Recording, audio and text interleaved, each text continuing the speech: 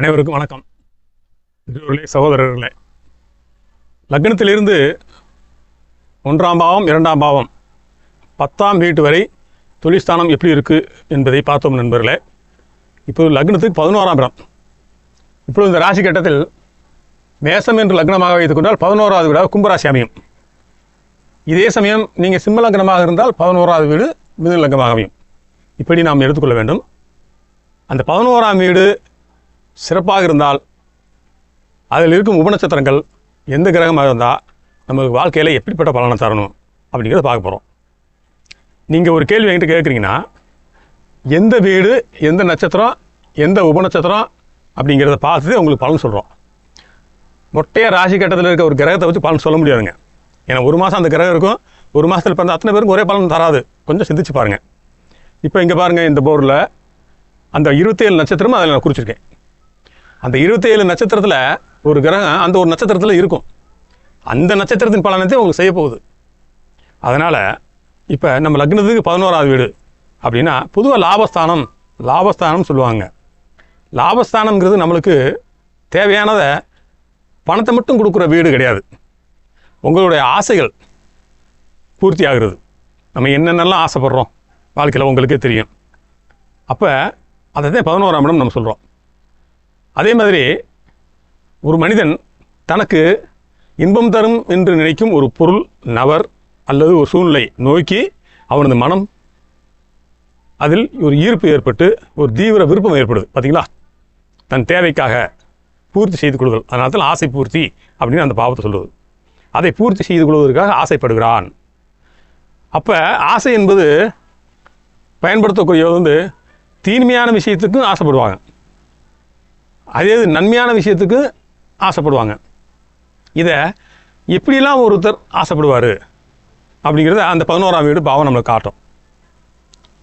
நியாயமான ஆசைங்கிறது அவர் வாழ்க்கையில் என்றைக்குமே சிறப்பாக இருப்பார். தவறான வழியில் ஆசைப்படும் போது அவர் கஷ்டத்தை அவரே தோளில் துண்டை போட்டுக்கிற மாதிரி சுமக்கிறாரு. அதனால் 2 விதமான ஆசை இருக்குது. அதையும் இந்த 11ஆம் பாவத்தை வச்சு ஒருத்தர் என்னென்னலாம் ஆசைப்படுவார் அப்படிங்கிறத நம்ம செய்வோம். ஆன்மீக ரீதியாக ஆசை என்பது பெரும்பாலும் பந்தம், சொந்தம் பந்தம், இதுக்கு ரொம்ப ஆசைப்படுறோம். அதனாலே துன்பமும் வருதுன்னு சொல்லி முன்னோர்கள் சொல்லி வச்சுருக்காங்க. நம்ம ஆசையை பற்றி தனியாக வீடியோ போடுவோம். இப்போ நம்ம அதுக்குள்ளே போக வேணாம்.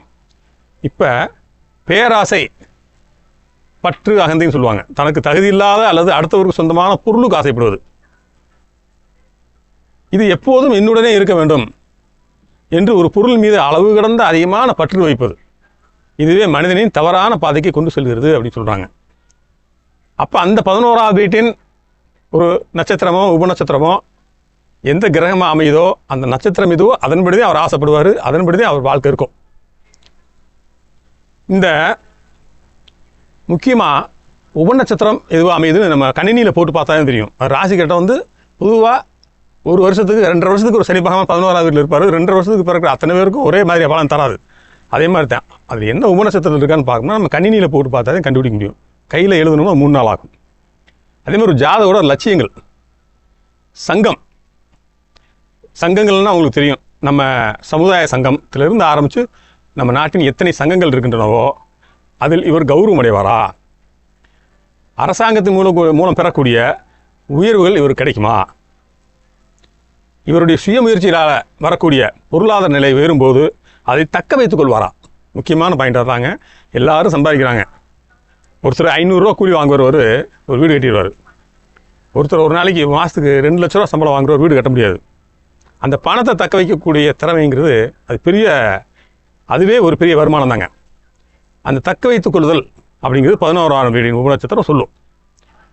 அப்போ சேமிப்புங்கிறது 11ஆம் வீடு. சும்மா நீங்கள் பாட்டுக்க உங்களுக்கு கோடீஸ்வரன் ஆயிடுவீங்க, இந்த யாகம் பண்ணுங்கள், இந்த பூஜை பண்ணுங்கள், இந்த கோயிலுக்கு போங்கன்னா நீங்கள் செய்கிற தொழிலை விட்டு போட்டு அதை பண்ணிக்கிட்டீங்கன்னா நீங்கள் எப்படிங்க சம்பாதிக்க முடியும்? கொஞ்சம் யோசனை பாருங்கள். வேண்டாம்னு சொல்லலை. எத்தனை யோகம் பூஜை வேணாலும் பண்ணுங்கள், எந்த கோயிலுக்குனாலும் போங்க. கர்மமே கண்ணாயிரம்னு சொல்லியிருக்காங்க. இது 10வது வீடு. 10வது வீடுங்கிறது ஒருத்தர் தான் செய்யக்கூடிய தொழில். அதனால தான் கர்மஸ்தானம் சொல்லியிருக்காங்க. அந்த 10வது வீடை இந்த 11ஆவது வீடு மென்மேலும் வளர்க்கும். அப்படி வளர்க்கக்கூடிய 11ஆவது வீடு நல்லா இருந்துச்சுன்னா அவர் செய்யக்கூடிய தொழிலில் அக்கறையாகவும் பொறுப்பாகவும் மென்மேலும் அதில் தொழிலை நல்லா செய்யணும்னு ஆசைப்பட்டு செய்வார். பாருங்கள், அங்கேயும் ஆசை வந்துட்டு பாருங்கள். அப்போ ஆசை என்பது கோடிக்கணக்கான விஷயம் இருக்குது. இந்த 11வது வீடு அப்படிங்கிறது நம்மளுக்கு மூத்த சகோதரர்களையும் குறிக்கும். அப்போ அந்த 10வது வீடு வளரணும்னா அவர் பொறுப்பாக நிர்வாகத்திறன் பண்ணி தொழிலை உட்காந்து பார்த்தா தானே 10வது வீடு வளரும், தொழில் ஸ்தானம் நல்லாயிருக்கும். தொழில் அக்கறையாக பார்த்தா தானே வாடிக்கையாளர் வருவாங்க, பணத்தை பாதுகாக்க முடியும், வாங்க உங்களுக்கு கடன் கரெக்டாக கட்ட முடியும். தொழிலை விட்டு போட்டு நம்ம மற்ற வேலையெல்லாம் பண்ணிக்கிட்டு இருந்தோம்னா நம்மளால் தொழிலை கவனிக்காமல் போய் ஒரு மாநாட்டில் போய் சார் நான் தலைவராக இருக்கேன் அப்படின்னு கடையை விட்டுட்டு தொழிலை விட்டுட்டு ஒரு நிர்வாகத்தை விட்டுட்டு போனோம்னா அங்கே போய் இருக்கும்போது என்னங்க ஆகும், தொழில் கெட்டு போகும். அதனால் ஆசை என்பது நியாயமான வழிகளில் ஒரு சங்கம் சபை அப்படின்னு சொல்லி போகணும். அது உங்கள் தொழிலை பாதிக்காத மாதிரி இருக்கணும். கோயிலுக்கு போனாலும் தொழிலை பாதிக்காமல் கோயிலுக்கு போகணும். இதை தாங்க பொதுவாக உங்களுக்கு ஒரு ஆசை வார்த்தை காட்டி இதுக்கு செய்யுங்க அப்படின்னு சொல்கிறது பெரிய விஷயம் இல்லைங்க. நான் சொல்லிவிட்டு அந்த அதை பார்த்து ஒரு 10,000 பேர் செஞ்சால் 10,000 பேரும் பெரிய கொடி சொன்னார் முடியுமா? முடியாதுங்க. அவங்கவுங்களுக்கு விதிக்கப்பட்ட விதின்னு ஒன்று இருக்குங்க. தயவு செஞ்சு இது மாதிரி ரகசியங்களே நான் ஜோதிட ரீதி அவங்களுக்கு சொல்லிக்கிட்டே இருக்கேன். நான் வீடியோவை பொறுமையாக பாருங்கள், அமைதியாக உட்காந்து பாருங்கள். அப்போதான் உங்களுக்கு நல்லா தெளிவு போகும். இப்போ உங்களுடைய மூத்த சகோதரர்கள் எப்படி இருப்பார் அப்படின்னா அந்த 11வது வீடு சொல்லிடலாம். அதேமாதிரி ஒரு நீண்ட கால நண்பர்கள், உங்களுக்கு நண்பர்கள் வந்து சில சமயம் நம்ம மறந்துருப்போம். அவர் வெளிநாடு போயிருப்பார், ஆனால் நண்பராக இருந்திருப்பார். திரும்பி வந்து அதே ஊரில் அவர் வேலையெல்லாம் முடிச்சுட்டு ரிட்டைர்மெண்ட் ஆகி வரும்போது அவர் உங்களுக்கு ஒரு 30-40 வருட நண்பராக இருப்பார் இல்லைங்களா? அவர் அந்த திரும்ப வரும்போது வந்து உங்களுக்கு ஹெல்ப் பண்ணுவார். அப்படி நீண்ட கால நண்பர்கள் உங்களுக்கு உதவுவாரா? அந்த உதவி கிடைக்குமா? அவங்களுடைய அன்பு கிடைக்குமான்னு காட்டுறது 11வது வீடு. அதே உங்களுக்கு மருமகளோ வர்றாங்கன்னு வச்சுக்கோங்க, அது 11வது வீடு தான். அவங்க குணம் எப்படி இருக்கும், அவங்க எப்படி இருப்பாங்க, உங்களுக்கு ஆதரவாக இருப்பாங்களா, உங்களை தொந்தரவு செய்யாமல் இருந்தாலே போதுமே, பெரிய பாக்கியமா இல்லையா? அதை 11வது வீடு காட்டும். அதனால் 11வது வீடுங்கிறது உங்கள் உடம்புல இருக்க வைட்டமின் குறைபாடுகளையும் காட்டும். நிறைய இருக்குங்க, சுருக்கமாக சொல்லியிருக்கேன் 11வது வீட்டை பற்றி. அடுத்தடுத்த வீடியோவில் ஒவ்வொரு வீடியோவில் சொல்கிறேன். இப்போ ஒரு 11வது வீட்டில் பாருங்கள், அந்த படத்தில் பாருங்கள், லக்னத்துக்கு 16வது வீடுன்னு எடுத்துக்கிட்டிங்கன்னா இப்போ கும்பராசி இது. அப்போ அவிட்ட நட்சத்திரம் அங்கே இருக்குது பாருங்கள். அவிட்ட நட்சத்திரம் சதய நட்சத்திரம், இப்போ உத்திரட்டாதி நட்சத்திரம் இருக்குது. இந்த அவிட்ட சதயம் உத்திரட்டாதி நட்சத்திரங்கிறது அந்த போர்டில் எழுதிருக்கு பாருங்கள். அந்த நட்சத்திரத்தில் ஒரு கிரகம் உங்களுக்கு இருக்கும், நீங்கள் மேச லக்னமாக இருந்தால். அப்போ அந்த கிரகம் வந்து என்ன கிரகங்க, கேது அப்படின்னு வச்சுக்கிடுவோம். அப்படிங்கிறப்ப அந்த கேதுங்கிறது அந்த நட்சத்திரத்தில் இருக்க அஸ்வினி மகம் மூலம் அப்படிங்கிற நட்சத்திரத்தில் இருக்க கேதுவின் உபநட்சத்திரமாக இருந்தா இப்படி தாங்க பார்க்கணும் ஜாதகத்தை. இருந்தா அப்புறம் என்ன எப்படி இருப்பார், அந்த 11வது வீட்டின் பலன் எப்படி இருக்கும் அப்படின்னா, கேதுனாவே ஆன்மீகம், பற்றற்ற நிலை, ரகசியம், எதையுமே ஒரு ரகசியமாக வச்சுக்கிறது. சுருக்குதல்னா விரிவாக பெருசாக வெளியே காட்டிக்கிறாமல் இருக்குது, அதே சுருக்குதல். இது போன்ற வேலையை தாங்க கேது செய்வார். அப்போ ஆசைகள் இருக்கிற இடத்துல பற்றற்ற கேது வந்து என்னங்க நடக்கும், அது ஏற்கனவே அதை அபிலாசைகள் அப்படின்னு சொல்லுவோம். அந்த இடத்துல கேது உபநட்சத்திரமாக வந்தால் அவருடைய ஆசை எப்படி இருக்கும்? உங்களுக்கு பொருள் சார்ந்த ஆசைகளை விட ஆன்மீகம், தியானம், ஒரு மறைபொருள் அறிவு, இதையே ஒன்று தேடிக்கிட்டே இருப்பீங்க. நம்ம எதுக்காக பிறந்தோம், நம்ம ஏன் பிறந்தோம் அப்படிங்கிறலாம் நிறைய தேடிட்டு இருப்பீங்க. அதேமாதிரி ஜோதிடம், சமுதாய நலன் பற்றி அக்கறை, இதெல்லாம் உங்களுக்கு நிறைய இருக்கும். சேவை செய்யக்கூடிய மனப்பான்மை, அதில் வந்து மற்றவங்க படுற துன்பத்தை பார்த்து அவங்க உதவணுங்கிற எண்ணம். இதை மாற்றுறதுக்கு என்ன வழி, நீங்கள் உதவ முடியாட்டி அந்த துன்பத்திலிருந்து அவங்கள காப்பாற்றுறதுக்கு என்ன வழின்னு சொல்லி மற்றவங்க யோசிக்க மாட்டாங்க, ஆனால் நீங்கள் யோசிப்பீங்க. ஆக எதையுமே பெருசாக ஆசைப்பட்டு பின்னாடி போக மாட்டீங்க. உறுதியாக ஆசைகள்ங்கிறது ஒரு லிமிட். நம்ம இது போதும் அப்படிங்கிறது கேது வந்து அந்த போதும் அப்படிங்கிற ஆடம்பரம் இல்லாத ஆசைகளை அதிகமாக கொடுப்பாரு. ஆக மொத்தம் உங்கள்கிட்ட அந்த ஆடம்பரமும் இருக்காது. நட்பு வட்டாரம் எடுத்துக்கிட்டால் ரொம்ப சுருக்கமாக சொன்னால் லிமிட்டெட் ஃப்ரெண்ட்ஸ், ரொம்ப தரமானதாக இருக்கும், தரமான நண்பர்களாக இருப்பாங்க, ஆனால் லிமிட்டாக இருப்பாங்க. அவங்களும் இந்த கேதுனுடைய ஆதிக்கத்தில் உள்ள நண்பர்களாக நீண்ட நாள் நண்பர்கள் வந்து உங்களுக்கு கேதுவாக இருக்கிறதுனால அந்த கேதுவோட குணங்கள் அவங்களுக்கு இருக்கும். ஆன்மீக பெரியவர்கள், ஜோதிடர்கள், வயதில் மூத்த ஞானமுள்ள மனிதர்களின் நட்பு உங்களுக்கு கிடச்சிக்கிட்டே இருக்குங்க. அவங்க மூலம் வாழ்க்கையில் ஒரு பெரிய வெற்றியை நீங்கள் அடைவீங்க, அதில் எந்த சந்தேகமும் இல்லை. கேதுனாவே பொதுவாக சட்டத்துக்கு புறமான வேலையெல்லாம் செய்ய வைப்பார், மறைமுகமான வேலைகள்லாம் செய்ய வைப்பார், அதே கேது. அதனால் இந்த 11வது வீட்டில் கேது பகவானின் உபதேசம் அமையும்போது தனது ஆசைகளை சட்டவிரோதமான செயல்கள், அது குறுக்கு வழியில் யாருக்கும் தெரியாமல் ரகசியமான முறையில் நிறைவேற்றிக்கணும்னு நினைப்பீங்க. தயவு செஞ்சு கவனமாக இருக்கணும். ஏன் அவர் அப்படி சிந்தையை கொடுக்குறாருன்னா, நீங்கள் போய் மாட்டி அதுன்னு தப்பிச்சு வரும்போது உங்களுக்கு ஞானம் பிறக்கும். அதுக்கு அவர் செய்கிற வேலை தான் அது. நம்ம கவனமாக இருக்கணும். நேர் வழியில் போவதை விட ஒரு விஷயத்தை சட்டத்துக்கு புறம்போ அல்லது ரகசியமாக செய்ய வைப்பார் அப்படிங்கிறத ரொம்ப கவனமாக இருங்க. நண்பர்கள் எல்லாரும் எப்பவும் சுயநலத்தோடு நம்மக்கிட்ட இருந்து என்ன கிடைக்கும் அப்படின்னு பார்ப்பாங்க. தயவு செஞ்சு நீங்கள் எவ்வளோ நாள் நீண்ட கால நண்பராக இருந்தாலும் சரி, யாரையுமே உங்கள்கிட்ட ஒரு எதிர்பார்க்கும் குணம் இருந்துச்சுன்னா அதை விட்டுட்டு அளவாக கவனமாக உங்கள்கிட்ட அவங்க எதிர்பார்ப்பாங்க, ரொம்ப கவனமாக இருந்துக்குங்க. இது போன்ற சூழ்நிலையில் நண்பர்களால் எந்த நன்மையும் கிடையாதுங்க. இந்த கவனமாக இருக்கிறத தவிர வேறு வழியே இல்லை. இப்போ மருமகன் அல்லது மருமகள்லாம் ஆன்மீகம் பற்று அவங்களுக்கு இருக்கும், கொஞ்சம் பிடிவாத குணமும் இருக்கும். அவங்க குடும்பத்தோட சட்டுன்னு ஒட்டாத ஒரு பற்றற்ற குணம் திசைகள் அவங்களுக்கு அமையும். நீங்கள் அதையெல்லாம் நினச்சி கேது வரணுச்சுன்னா அவங்க அப்படி இருக்கான்னு நினைக்காதீங்க. அவங்க அப்படி தான் இருப்பாங்க. ஏன்னா உங்களுக்கு வாங்கிட்டு வந்த வரமதி 11ஆவது வீடு. அதே மூத்த சகோதரர்கள் எடுத்துக்கிட்டு அவங்களுக்கு இடையில் கருத்து வேறுபாடுகள் வரும், ஒரு ரகசிய பகையோ உங்கள் இடையில் இருந்துகிட்டே இருக்கும். அதனால் மூத்த சகோதரர்கள்லாம் கேது வந்துச்சுன்னா அமைதியை காக்கிறது நல்லது. இதில் நிறைய காரணங்கள் இருக்குது. நோய் சம்மந்தப்பட்ட விஷயங்கள்லாம் தனியாக வீடியோ போடுவோம், ஒன்றா வீடியோ போட்டால் நேரமாகும். இப்போ சுக்கிரனுங்கிறது பாருங்கள், அங்கே கட்டத்தில் பாருங்கள், மேசத்தில் பாருங்கள், பரணி சிம்மராசியில் பூரம், இங்கே தனுசு ராசியில் பூராடம் எழுதியிருக்கா. அப்போ இந்த மேசம் சிம்மம் தனுசு இந்த நட்சத்திரம் 3 நட்சத்திரத்தின் ஆற்றல்களை பெற்று இந்த சுக்கிரன் அப்படிங்கிற கிரகம் உபநட்சத்திரமாக இருந்துச்சுன்னா அவர் எப்படிங்க இருப்பார்? அப்போ பிறக்கும்போதே ஒரு நல்ல யோக ஜாதகராக இருப்பாருங்க சுக்கிரனா இல்லையா? சின்ன வயசுலேருந்தே வீடு, காரு, நகை, ஆடம்பர பொருள் வாங்கணும், வாழ்க்கையில் ரொம்ப சொகுசாக மகிழ்ச்சியாக வாழுங்கிற ஆசைகள் அதிகமாக இருக்குங்க அவருக்கு. அவங்க ஆசைப்படும் அத்தனை ஆடம்பர பொருள்கள் கேட்காமலேயே இங்கு கைக்கு மிக எளிதாக வந்து சேர்ந்துவிடும். தொட்டதெல்லாம் பொன்னாகும் யோகம் உங்களுக்கு அவசியம் உண்டு. கௌரவமான நண்பர்கள் கூட்டம் இருக்கும். எப்பயுமே பெண் நண்பர்கள் அதிகமாக இருப்பாங்க. மூத்த நண்பர்கள், அவங்களுடைய ஆதரவும் கிடைக்கும். கலைத்துறையில் இருக்கும் விஐபி மனிதர்கள் நட்பும் கிடைக்கும். அந்த நண்பர்கள் மூலமாக இவங்க வாழ்க்கையில் அடுத்தடுத்த நிலைக்கு மிக எளிதாக உயர்ந்துருவாங்க. எப்படி சொல்லக்கூடிய நன்மையான விஷயங்கள் அனைத்தும் அந்த சுக்கிரன் நீங்கள் பிறக்கும்போது உங்களுக்கு எந்த நட்சத்திரத்தில் இருக்காரோ அதை பொறுத்து அமையும். அது ஜாதகத்தை பார்த்தா தெரியும். 12 வீட்டிலையும் இருக்கிற கிரகம் பொதுவானது, 12 ராசிங்கிறது பொதுவானது. அந்த 12 பாவத்தில் இருக்க பாவகாரகம் அப்படிங்கிறத இப்போ 11ஆம் பாவத்தை நான் சொல்லிகிட்டு இருக்கேன். ஒரு வீட்டின் காரகம் இருக்குது. அப்போ இந்த வீட்டின் காரகத்தை வச்சு பார்க்கும்போது உங்களுக்கு சுக்கிரனாக இருந்தால் இதை அப்புறம் கொடுப்பாருன்னா எல்லாருக்கும் கொடுக்க மாட்டாரா? அதே இல்லை, அவங்க நட்சத்திரத்தில் எந்த நட்சத்திரத்தில் இருக்கான்னு பார்த்தா தெரியும். இப்போ பொதுவான இவங்க இந்த சுக்கிரன்கிறது வந்து ஒரு சுபகிரகம், இல்வாழ்க்கைக்கு தேவையான முக்கியமான கிரகம், தனவரவு தரக்கூடியது, சுகங்களை தரக்கூடியது. அதனால் பொதுவாக நான் சொல்லிகிட்டு இருக்கேன். இவர்களுக்கு அமையக்கூடிய நண்பர்கள் சமுதாயத்தில் எப்போதும் மகிழ்ச்சியாக இருப்பாங்க, உற்சாகமாகவும் இருப்பாங்க, சந்தோஷம் நிறைந்த நண்பர்களாக அமைவாங்க. இவங்களுக்கு மருமகன் அல்லது மருமகள் உங்கள் குடும்பத்திற்குள்ள மிகுந்த மகிழ்ச்சியும் சந்தோஷம் கொண்டு வரலாம் அமைவார்கள்.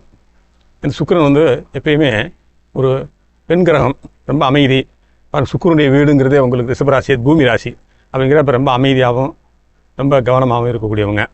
அதனால் எந்த ஒரு விஷயம் நடக்க வேணும்னாலும் அது மிகுந்த நேர்மறையான எண்ணங்களோடு எதையும் சந்தோஷமாக எதிர்பார்க்கக்கூடிய குணம் இவரோடு நிறைந்திருக்கும். அதனால் உங்களுக்கும் அது இருக்கும்.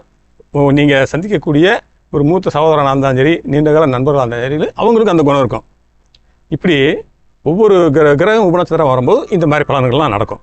இது எதிர்வரையாக நடக்குங்க, இது வந்து நீங்கள் சொன்னது எனக்கு நடக்கலையே, அப்படி இல்லையே அப்படின்னீங்கன்னா உங்கள் ஜாதகத்தில் நீங்கள் பிறக்கும்போது எந்த நட்சத்திரத்தில் இருக்கான்னு பார்த்தா உங்களுக்கு கரெக்டாக தெரியும்.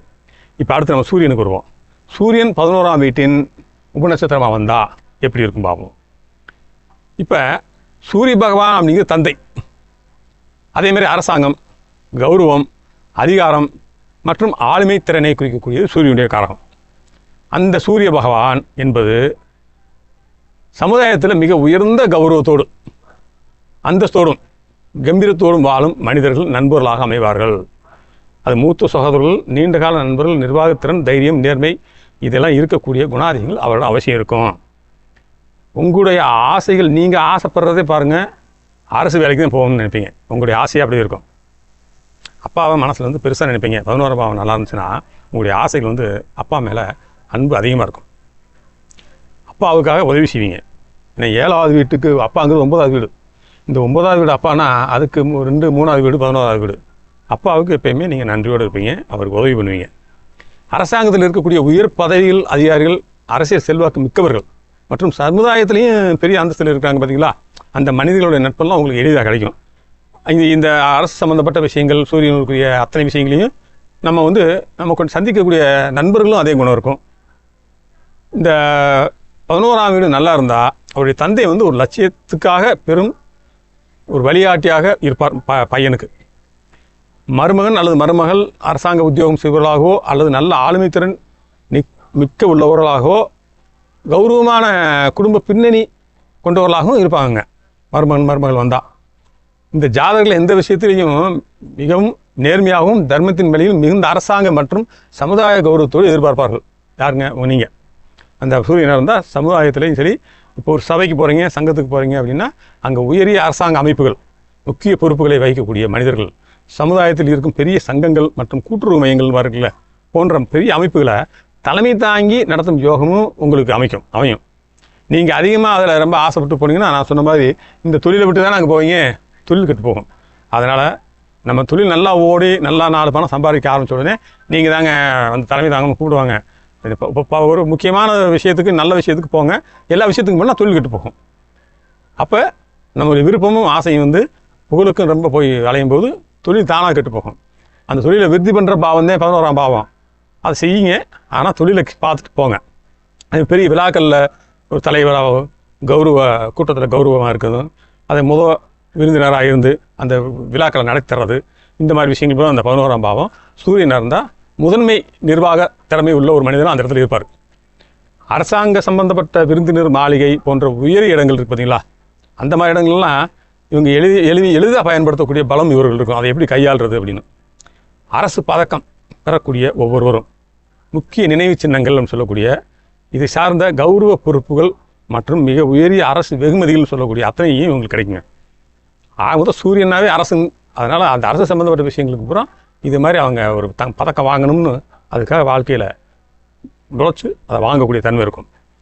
சமுதாயத்தில் நலிவடைந்த மக்களுக்கு பல்வேறு உதவிகள் செய்தல் மற்றும் திறமையான மனிதர்கள் என்று பாராட்டி அவர்களை ஊக்கமளித்தல் போன்ற மிக உன்னதமான ஆளுமைத்திறன் மிக்க பொதுநல குணங்களும் இந்த சூரியன் 11ஆம் பாவம் இருந்தால் காரணம் இருக்கும். அவங்களுக்கு உதவக்கூடிய மனசு. பெரிய அரச சபைகள் மற்றும் மிக உயரிய அரசாங்க அமைப்புகள், முக்கிய பொறுப்புகளை வகிக்கும் மனிதர்கள் இவங்க தாங்க. 11ஆவது வீட்டுக்கு சூரியனை வரும்போது, உபநட்சத்திரமாக வரும்போது சமுதாயத்தில் இருக்கும் பெரிய சங்கங்கள் மற்றும் கூட்டுறவு மையங்கள் போன்ற பெரிய அமைப்புகளை தலைமை தாங்கி நடத்தும் யோகமும் இவங்களுக்கு இருக்கும். எப்பயுமே இவங்க பெரிய திருவிழா, கௌரவம், சுப நிகழ்ச்சி இதுக்கெல்லாம் முதலாக போய் நிற்பாங்க. அதனால் இவங்க ஒவ்வொரு கூட்டத்துலேயும் முதன்மையானவராக இருக்கிறவங்களே கூப்பிட்டு நீங்கள் தான் நடத்தி கொடுக்கணுங்கய்யா அப்படின்னு கூப்பிடுவாங்க. அந்தளவுக்கு கௌரவம் அந்தஸ்து இவங்களுக்கு அந்த சூரியனாக இருந்தால் கிடைக்கும். அரசு சம்மந்தப்பட்ட துறைகளில் பூரா இவங்களுக்கு ஒரு ஆசையும் அதில் அடையக்கூடிய புகழையும் எதிர்பார்த்து இவங்களுடைய ஆசை இருக்கும். அதனால் தொழிலையும் பார்த்துக்கிட்டு போய் நம்ம அந்த பார்க்கணும். இப்போ நம்ம கேது, சுக்கிரன், சூரியன் இந்த 3 கிரகங்கள் உபநட்சத்திரமாக இருந்தால் எப்படி இருக்குன்னு பார்த்தோம். அடுத்த பதிவில் சந்திரன், செவ்வாய், ராகு இந்த 3 கிரகங்கள் உபநட்சத்திரமாக இருந்தால் எப்படி இருக்குன்னு பார்ப்போம் நண்பர்களே. இப்போ இந்த 11ஆவது வீடு வரைக்கும் நான் சொல்லிட்டு வர்றது போகிற பொதுவான பலன்கள். இதில் இருக்கக்கூடிய 1000 இடர்பாடுகளை நம்ம அடுத்தடுத்த வீடியோவில் ஒவ்வொரு வீடியோவிலும் உங்களுக்கு ஏன் இது கிடைக்கல, உங்களுக்கு ஆசை ஏன் நிறைய ஆசை ஆகுது, உங்களுக்கு ஏன் தொழில் சரியில்லை அப்படிங்கிறத போகிற அடுத்தடுத்த வீடியோவில் நான் உங்களுக்கு சொல்லிகிட்டே வருவேன். ஒரே நேரத்தில் ஒரே வீடியோவை போட முடியாது. இந்த ஜோதிடம்ங்கிறது கடல்னு சொன்னாங்க, அது உண்மை தான். அதனால் உங்கள் சந்தேகங்களை கமெண்ட்டில் கேளுங்க. தயவு செஞ்சு கமெண்ட்டில் சொல்கிற விஷயத்தை மட்டும் சொல்ல முடியும். அப்படி சில விஷயங்கள் நான் சொல்ல முடியலன்னா என் ஃபோன் நம்பருக்கு தயவு செஞ்சு நான் இந்த இங்கே இருக்க ஃபோன் நம்பருக்கு நீங்கள் ஃபோன் பண்ணியே பேசலாம். அதெல்லாம் அவங்களுக்கு அட்டன் பண்ணி பதில் சொல்லுவேன். அதனால் நீங்கள் அதை பற்றி ஒன்றும் யோசிக்க வேண்டியதில்லை. அதே மாதிரி ஒரு சப்ஸ்கிரைப் பண்ணி பெல் ஐக்கானையும் அழைச்சிருங்க. அப்போ தான் நான் போடுற வீடியோ பூரா உங்களுக்கு வரும். நிறைய வீடியோக்கள் இப்போ வாழ்க்கையில் தேவையான விஷயங்கள்லாம் போடுறதுக்காக நான் ஆயத்தமாக உள்ளேன். உங்களுடைய உதவியும் அன்பும் நீங்கள் எனக்கு செய்யக்கூடிய அந்த சப்ஸ்கிரைப் செஞ்சு பெல் ஐக்கானை அழுத்தி எனக்கு ஆதரவு தரும்போது மென்மேலும் வீடியோ போடுறதுக்கு எனக்கு ஒரு உந்துதலாக இருக்கும் நண்பர்களே. அதேமாதிரி ஜாதகம் பார்க்கணும்னா இதே வாட்ஸ்அப் எண்ணு. அதுக்கு நீங்கள் பிறந்த ஊர், பிறந்த நேரம், பிறந்த தேதியெல்லாம் போட்டு நீங்கள் அனுப்புனீங்கன்னா போதும். உங்களுக்கு நான் ஜாதகத்தை கணினியில் போட்டு உங்களுக்கு ஜாதகத்தை வாட்ஸ்அப்பில் அனுப்பிடுவேன். நீங்கள் அதை பார்த்துக்கிட்டு எங்கிட்ட கேள்வி கேட்கலாம். வீட்டில் இருந்த மேனிக்கே ஜாதகம் பார்க்கலாம். ஜோசியருக்காக போய் பஸ் ஏறி போய் அலைஞ்சு பார்க்கணும் அவசியம் இல்லை. நீங்கள் எங்கே இருந்தாலும் நான் பேசுகிறத நான் கேட்க போகிறீங்க. அதனால் இப்போ இன்றைக்கி நல்ல வளர்ந்த சமுதாயத்தில் ஈஸியான முறையில் நல்ல விஷயங்களை தெரிஞ்சுக்கிட்டு அதன் வழியில் பின்பற்றி எல்லோரும் போங்க. அதில் இருக்கக்கூடிய நன்மை தீமைகளை தெரிஞ்சு தீமையாக இருக்கிற விஷயத்தை ஒதுக்கிட்டு நன்மையான விஷயத்துக்கு அதிகமாக மதிப்பு கொடுத்து நம்ம போனோம்னா அதில் நம்ம வாழ்க்கை ஜெயிக்கலாம். இவ்வளோதாங்க ஜாதகம். அதை கண்டுபிடிச்சி சொல்கிறது எங்கள் வேலை. அதுக்கு தாங்க நாங்கள் படிச்சிருக்கோம். அதனால் இறைவன் அருளால் எல்லோரும் நன்றாக இருப்போம். அடுத்தடுத்த வீடியோவை எல்லோரும் மற்றவங்களுக்கு ஷேர் பண்ணுங்கள். நன்றி.